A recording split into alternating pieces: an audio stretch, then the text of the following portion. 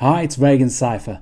Today we're going to be looking at one of the most lauded budget ANC buds on the market currently, the QCY HT05 MeloBuds. After seeming like they were going to take over the world in 2021, QCY slowed the releases down in 2022, the last of which was the HT05, the follow-up to the HT03. That model had decent ANC, although this time around they're supporting up to 40 dB. Not only that, they're giving you 3 different tiers of customization for indoor, commuting and boosted, each of which would deal with different frequency sounds in different ways. There's 6 mics and environmental noise cancellation, which they report can deal with up to 45 km per hour of wind, as well as a 10mm LCP graphene dynamic driver, promising hi-fi quality audio and up to 30 hours battery life with the case. Like most of QCY's releases, there's no real flagship features here. There's no LDAC support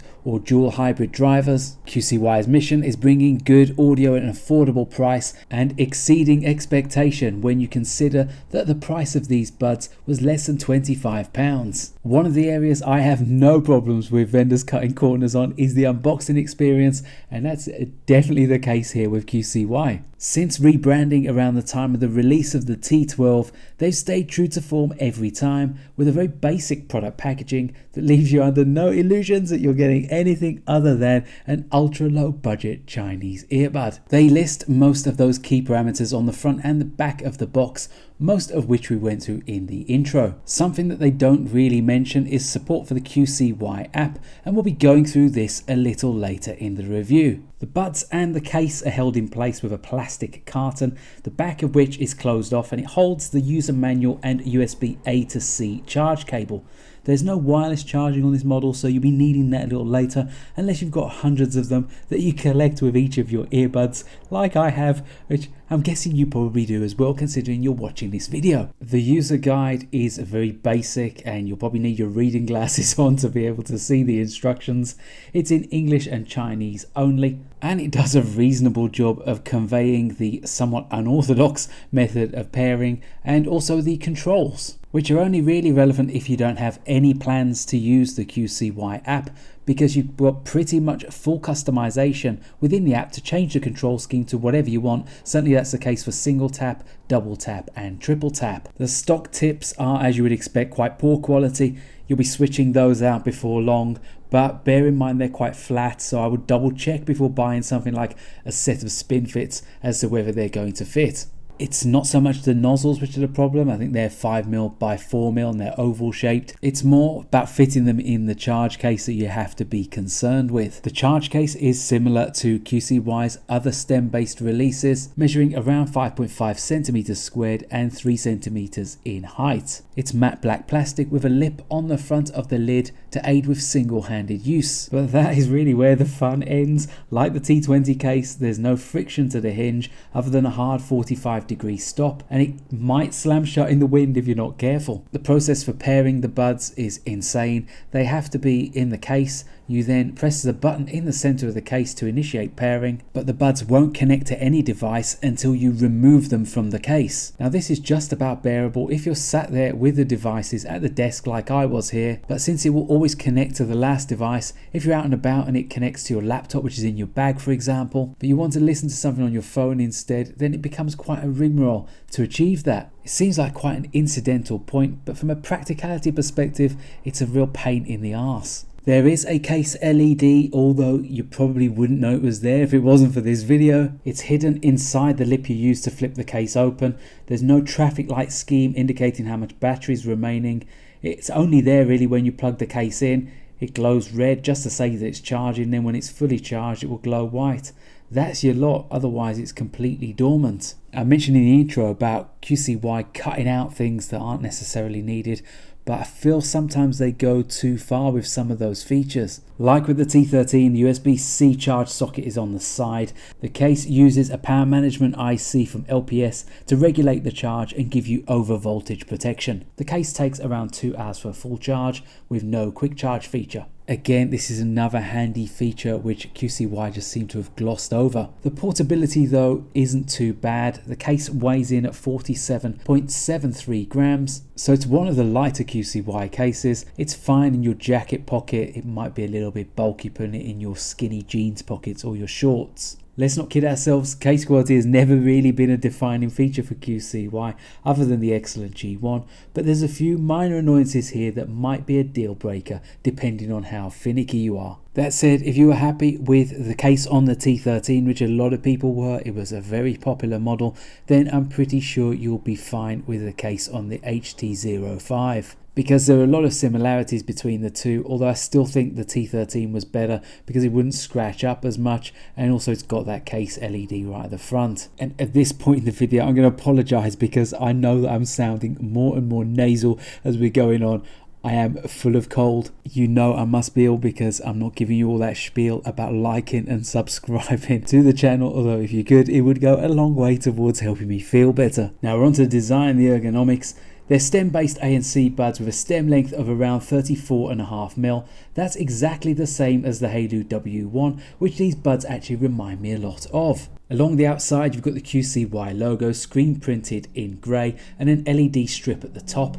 Other than red and white glow you get when you're pairing and resetting, these LEDs aren't intrusive and they won't suddenly start pulsing white if no audio is playing, for example. There's not much curvature to these. The stem separates away from the bulbous area which fills the space around your conker. There's no fancy aluminium alloy protecting the drivers, it's just a dust-proof net. You may have already spotted a few cavities here. The 6 mic array used to improve your voice calls means you've got a single MEMS voice mic sitting in the base. You've got an additional feedback mic located at the top and a pressure release cavity also located on that bulbous section, with the third and final mic a little bit harder to see located underneath. Battery connectors are located on the inside. If you have allergies to nickel and other such metals, then just be careful because that will be directly contacting your skin. The finish does leave a little bit to be desired, and the design isn't really like any of QCY's previous buds. It lacks the curvature and is much longer than the AirPod Pro style T18. Likewise the G1, which didn't separate out the stem. Again, it had that kind of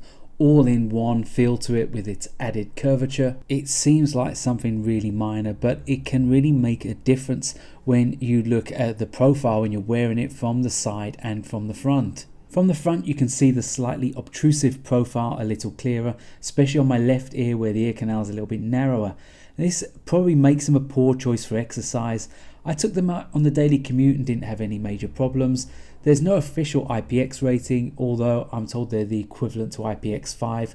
QCY do try and save a little bit of money by not putting them through that IPX testing process. From the side profile, whilst they aren't as unwieldy as the one more Comfo Buds range for example, they just seem a little bit blocky. I can't complain about the comfort, even with the rubbish stock tips. They nestle quite nicely into my ears and they don't give me any discomfort even with prolonged use. They just look a little bit generic and ugly. QCY advertised up to 7.5 hours battery life.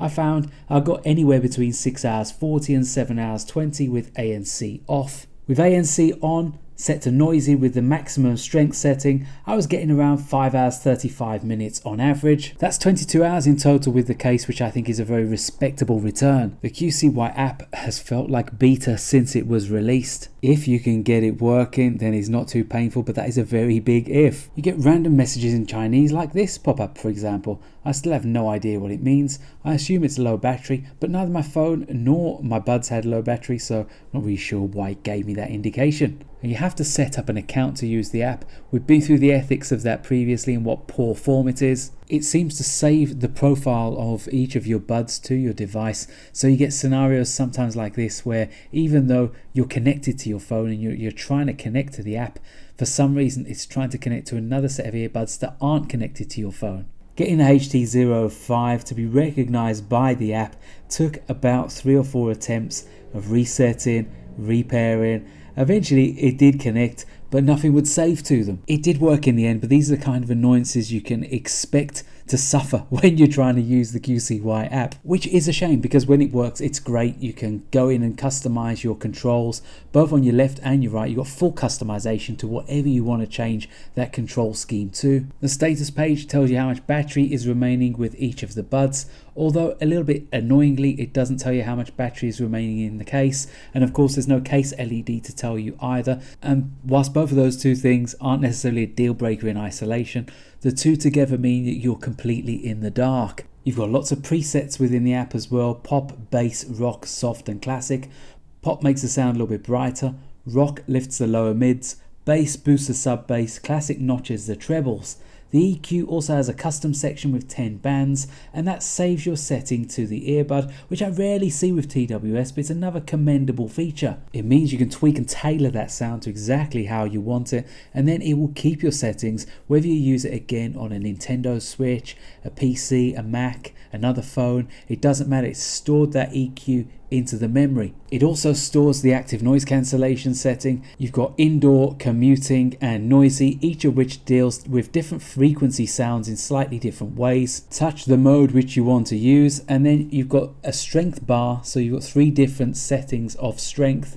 Noisy is the mode for reducing all frequency sounds, and I found that this was probably the only mode which was really up to par. The others felt a little bit weak, but at least you've got that level of customization and it can actually probably help you save some battery as well. With noisy selected, and if the earbuds are pushed in quite deep and you've got a good seal, it will ensure you don't hear traffic outside if you sat near a window, for example. Keyboard taps become somewhat muffled, although it won't drown out noisy kids or the TV. Outdoors, it won't get rid of engine noises and boilers and things like that altogether. It just reduces them to a low hum. For me, it's 7 out of 10 ANC. It still falls a little way short of something like the Soundpeats Capsule 3 Pro in that budget category. You've also got 6 strength levels of transparency, although it doesn't recommend that you go beyond 4.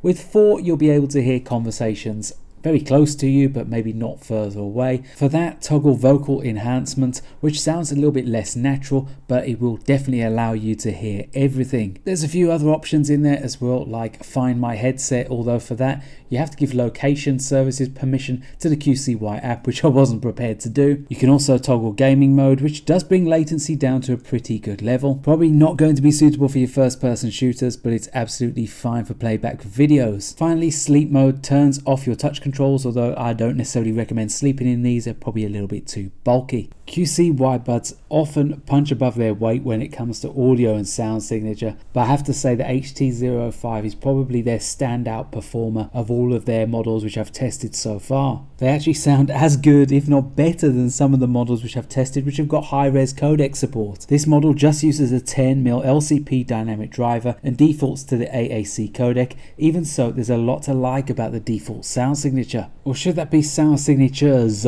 Because there's 2 distinct profiles, ANC on and ANC off. With ANC on, everything feels just a little bit more controlled. Lower frequencies are fuller with greater depth, and the mid-range sounds a little bit more neutral with better texture and more balance. Higher frequencies are reined in slightly compared with ANC off, but the response is still very good with more accurate texture to percussion. Whilst the lower frequency response is very good, certainly with ANC on, I wouldn't call these a bass head earbud, but the sound is really nicely balanced with no mid-range bleed or bloat. On house tracks like Gecko by Oliver Heldens, the bass is controlled throughout with good presence, and despite a flatter profile, retains lots of energy with a sidechain coming through very clear with no distortion. With ANC on or off, positioning is excellent for the money with a very good sense of perspective. The HT05 aren't a wide open soundstage kind of earbud. Everything is a little bit more controlled, but they're enjoyable for all styles of music without significant EQ customization required. With ANC switched off, I wasn't quite so keen. It's definitely a much brighter sound with a more elevated upper mid-range that pushes vocals forward very prominently. At times it can sound a little unnatural, maybe even harsh and a touch metallic, and lower frequencies lack a little depth and texture. They don't really have a great deal of weight to them,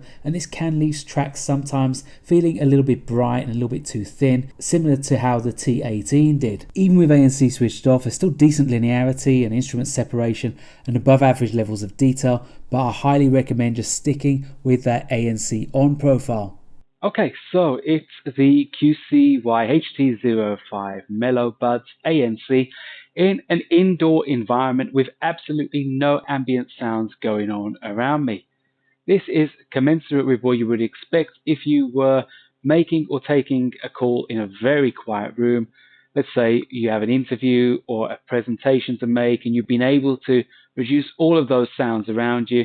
This is the kind of tonality, weight, and clarity which you can expect to hear. Okay, so we've introduced some simulated background noise recorded from a busy coffee shop, and it's being represented here in multiple sources. I've got two paired up Transmart Band mini speakers and also a sound bar trying to give us that kind of 360-degree effect. So you've got noise coming from multiple different directions as you kind of would in a coffee shop or a busy corridor at college or school, classroom or office, something like that. What we're looking for here is how clearly your voice comes across over and above those ambient sounds around you when you're recording a voice note or making a call, etc. Less about the tonality and the weight of your voice here, and it's more about how the buds perform in terms of environmental noise reduction. Okay, it's ReganCipher testing the outdoor call quality on the QCY HT05 MeloBuds, mimicking the daily commute, what you would expect to hear when you walk into school, college or work, by doing just that. I'm not walking to school, but I'm just taking a walk, passing people who are, passing the kind of environmental noises which you would expect to hear yourself in this kind of scenario, such as traffic noises, people talking. We've got a little bit of wind noise as well. So these are all the sorts of things you'd expect to hear when you're leaving your voice notes or making your calls. Interested to hear how the QCY HT05 MeloBuds sound. So that was my review of the HT05 MeloBuds from QCY. I hope you enjoyed it. I've certainly enjoyed testing them. I've got excellent sound quality for the money and only a few minor annoyances which, as long as you can get over those, you're getting excellent bang for buck. Aside the sound, you're also getting pretty decent ANC, lots of customization within the app, and I think it's a very underrated feature that you can save each of those settings, like the controls, the EQ and the ANC mode, to the earbud via the app. If you've watched the video and you've got this far, please do consider giving the video a like and subscribe for more updates on new reviews, ANC tests, call quality tests, etc. For now, it's ReganCipher signing off.